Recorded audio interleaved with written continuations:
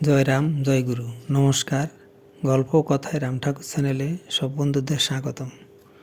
বন্ধুরা, আজ আমি রানীবাড়ি চা বাগানের একটি ঘটনা বলছি। উত্তর ত্রিপুরার ধর্মনগরে রানীবাড়ি চা বাগান। ওই রানীবাড়ি চা বাগানে ঠাকুর কয়েকবার গেছেন। অনেক সময় 1-2 দিন থাকতেন, মাঝে মধ্যে বেশি দিনও থাকতেন, 15-20 দিন। একবার রানীবাড়ি চা বাগানে ঠাকুর প্রায় 15-20 দিনের মতো ছিলেন। ঠাকুর প্রসঙ্গে আলোচনা হলে পরে শ্রীমতী পারুল বর্মন এই কাহিনীটি বলেছেন। পারুল দিদির পিতার নাম শ্রী বিনোদ বিহারী বর্মন। তিনি রানীবাড়ি চা বাগানে তখন ইন্সপেক্টর ছিলেন। পিতা নাস্তিক ও মাতা ভক্তিমতী। স্বভাবতই পরিবারে অশান্তি প্রায় লেগেছিল, কারণ অনেক সময় পুজোর ব্যবস্থাদি করতে করতে পারুল দিদির মায়ের সময় চলে যেত। এদিকে পরিবারে রান্না খাওয়া সব দিন সময় মতো হওয়া অসম্ভব হয়ে উঠত।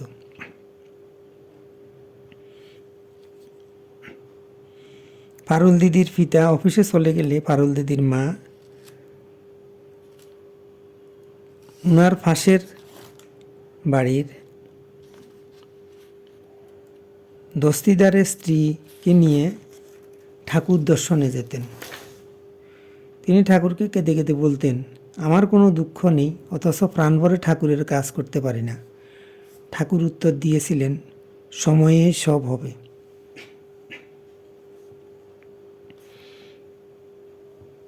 অন্যদিকে পারুল দিদির মাকে না জানিয়ে বিনোদ বিহারী মহাশয় দস্তিদার বাবুর সঙ্গে অফিস শেষ করে ঠাকুর দর্শনে যেতেন।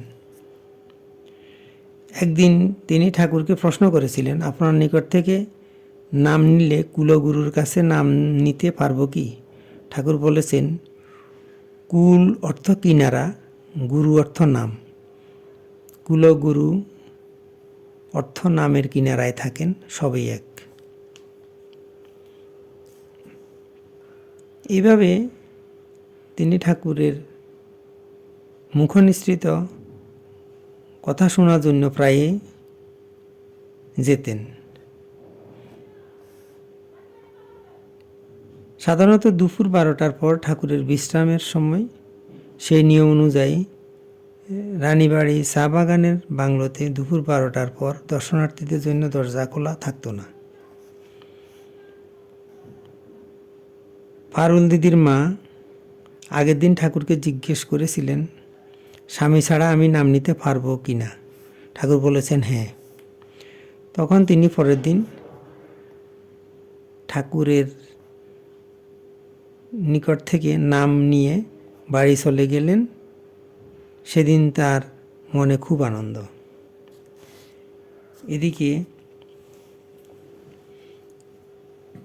ঠাকুরের নাম পাওয়ার জন্য আগ্রহ প্রকাশ করে ঠাকুরকে পরীক্ষা করার জন্য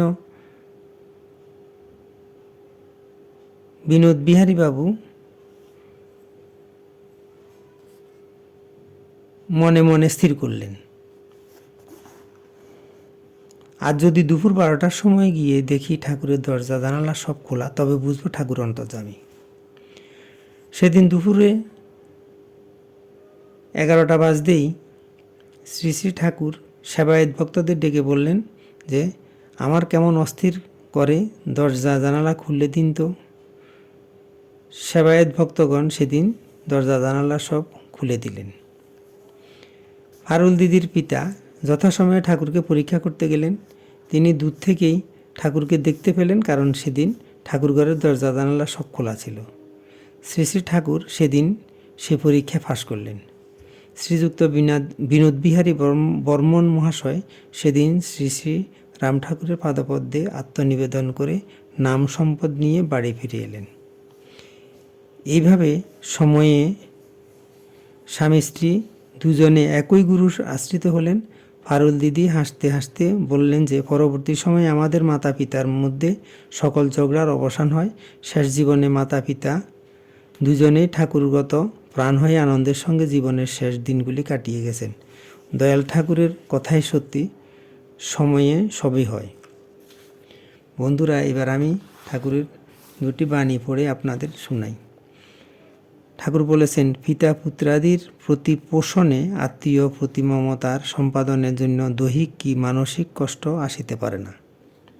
ঠাকুর আবার বলেছেন, অদৃষ্ট চক্রের উৎপন্ন দেহ, ইহার উপর কোনোই কর্তৃত্ব নাই।